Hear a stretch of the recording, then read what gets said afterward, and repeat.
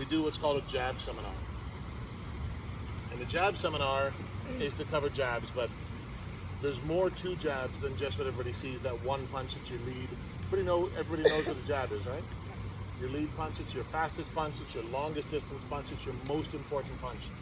So we do seminars on it so people understand what it's for and how many different ways you can use it and the different types of jabs you can use. So very quickly, what a jab is for, and it's important to understand this, is not just for scoring. Obviously it's for scoring, but it's also to do a number of jobs. And first and foremost amongst that is range finding. You can tell exactly how far away your opponent is. Just fire your jab, find your range. That sounds like something that isn't really important until you get in the ring and you realize you need to have a sense of distance right down to a centimeter how far you are away from somebody, because you need to know, are they in range, are they out of range? You don't know, you fire that jab and you adjust until you're in range. You can gain range with it. If I want to move away from somebody, you fire that jab and move back. It keeps them from closing distance on you, so you can gain range. You want to get into range. Fire that jab as you move in, it keeps their hands busy so they can't stop you from coming in. You can maintain range doing the same thing. So there's a lot of range manipulation, but there's also things like blinding. You can blind somebody with a jab, leave it out there for half a second at the end of its travel. It can blind them while you're taking an angle. You can be reading your opponent's defense. All I'm doing, Kalen, just slip. All I'm doing is just throwing my jab out there. I've done it 3 times. I know that every time I throw that jab, he's going to slip.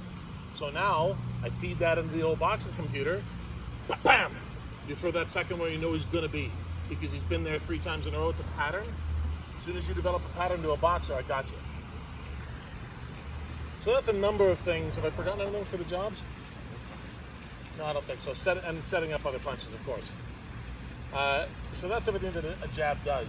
Very often the amateurs, people will use their jab just for scoring, which means they're not throwing it enough. So there's all this other stuff that you use jabs for. Kalen? So he's going to be my demonstrator. I'm going to have you facing this way for now.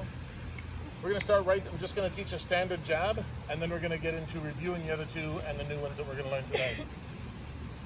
So standard jab, for those of you who are brand new to us, our stance. You're going to picture a line right down your center line, and your toe and your rear heel are going to be on that line. So when this line's coming down, I'm going to touch it with my toe and my rear heel, and I'm going to face on that line. So my heels, my hips, my shoulders are all on that same line, just like this. Now when you throw a jab, it's super easy. Kalen, face me. So put your hands up in a high guard. When he's got his hands up, it's super easy to catch yourself. It's super easy for him to block any punches coming in. It's super easy when you get your hands up. When you start throwing punches, it's when you're vulnerable. So as soon as you want to impose your will on your opponent by throwing punches, now your face is open because you've got to take that shield away from your face. So we're going to try and teach you how to throw a punch while mitigating some of those dangers. So when he throws that out, so don't rotate, don't bring your shoulder up. So when he throws his jab out, it's always comes from between his noodle and my noodle, comes to my face, and then right back to his. What we also want to do, so throw it out, boom. We want to protect that spot on your face. That is the off button. You get hit in the off button, it's exactly what it sounds like. You're probably going to have a seat and maybe a nap. So what we do is we give people the thumbs down. See how that brings his shoulder up? Now, even if I slip and come over it, I'm hitting him in the side of the ear. It's not pleasant, but you're not getting hit in the old off button. You get hit there, that's a problem. So now, from the front, my chances are very few. He's protected himself there. He's protecting himself here. This is a defensively responsible jab. So, in his position, bring it back. It goes straight from there, straight out, turn it over, give him the thumbs down, bring it straight back. Act like you've all got glasses on and you're looking at people over your glasses. That's how to get your chin down. You want to have that chin down so when you get hit, you're not doing this.